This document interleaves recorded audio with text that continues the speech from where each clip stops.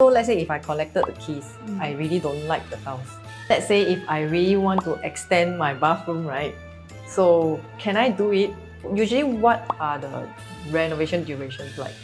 Hello, welcome to our first episode of Coffee Talk with DIC. Our topic for today will be on BTOs. Over the years, we have common questions by homeowners, so we would like to share our insights and experience in this talk. We have 4 topics for today. First one will be optional component scheme. Second one is defects checks. Third one, do's and don'ts. And fourth is duration of the renovations. So our guests for today are Jesslyn, 17 years of experience, and Akimi, another senior, 12 years of experience. Let's welcome them. So let's share about the optional schemes. So maybe I'll let Jess start first. Okay, so for the optional scheme, right, we have mainly 4 components lah.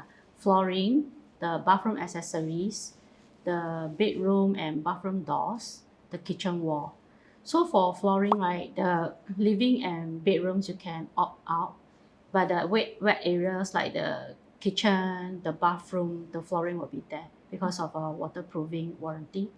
Okay. Then for bathroom accessories, the basin, the tap, you can opt out, but the WC will always be there. Then for the bedroom and bathroom doors, it's also optional. You can opt out, but main door and the main gate, HDB will be given to you. Then for the kitchen wall, right, you can have a option of having like an open concept kitchen. So you can opt out that wall in between the kitchen and living room. Okay.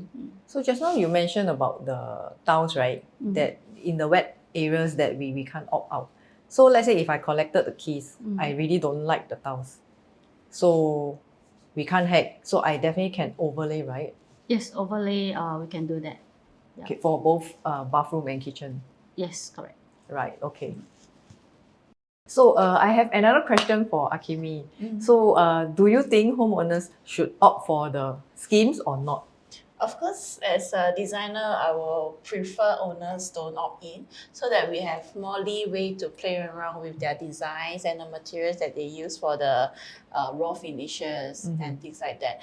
But of course, it will be for clients who have like a budget constraint, it will be better that they opt in for optional scheme because it is they can pay through their CPF. It can be deducted from their CPF. So it will be better managed for them. Okay.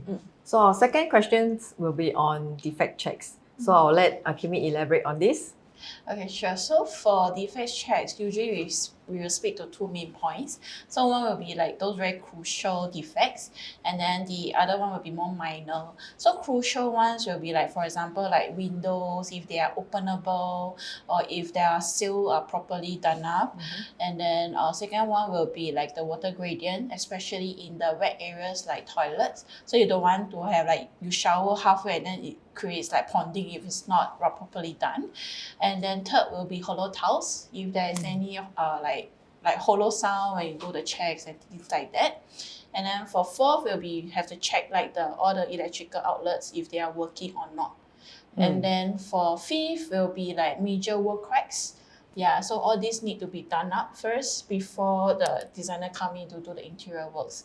And then for the minor ones are usually more on the aesthetic. So it will be like scratches on the door frames, or like if the grouting on the tiles are properly done up, any like gaps or things like that. Same for the silicone skirting, that they are properly sealed. Yeah. So moving on to our third questions will be the do's and don'ts. So Jess, what do you think? For the don'ts, I think the most important thing is that the bathroom wall and floor tiles cannot hack, because that one they have a concern on the waterproofing warranty. Okay, but HDB is not so strict on the kitchen wall and floor tiles. So that one can try to submit to HDB for the see what do they say about this. Yeah, mostly it can be done. Okay, then do get a HDB approval, and of course to get HDB approved contractors to do all this. Okay.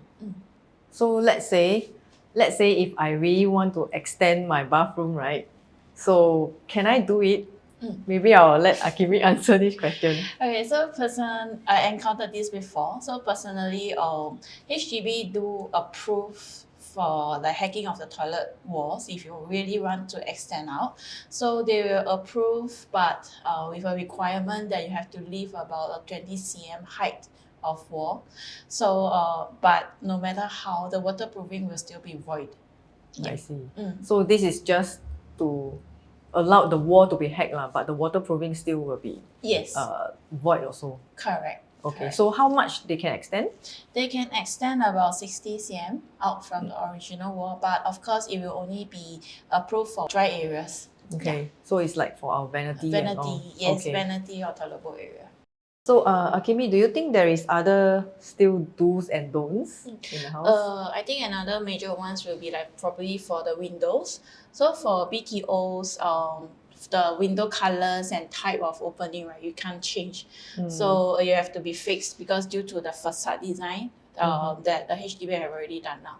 But the window grills also will have to follow the particular design and color that the HDB approve. And also do a point, if let's say you want to add windows for your yard, all that can be done.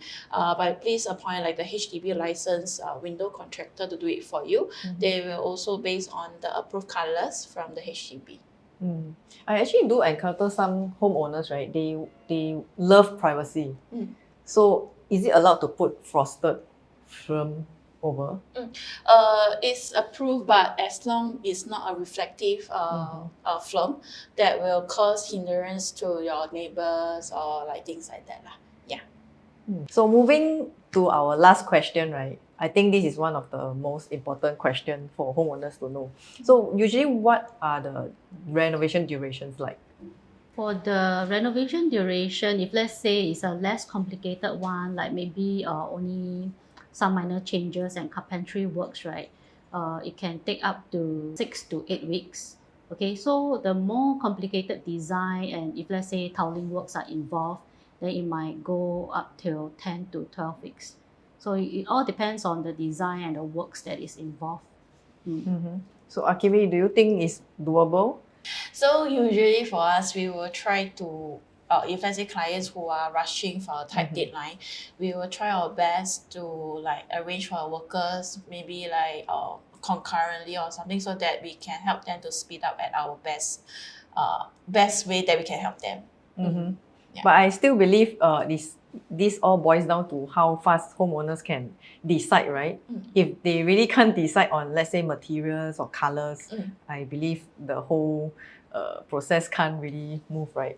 Yes, that's what it's actually also our job to like lead our owners on the decision making and things like that, so that we can bring them to faster, to help them to speed up on this process.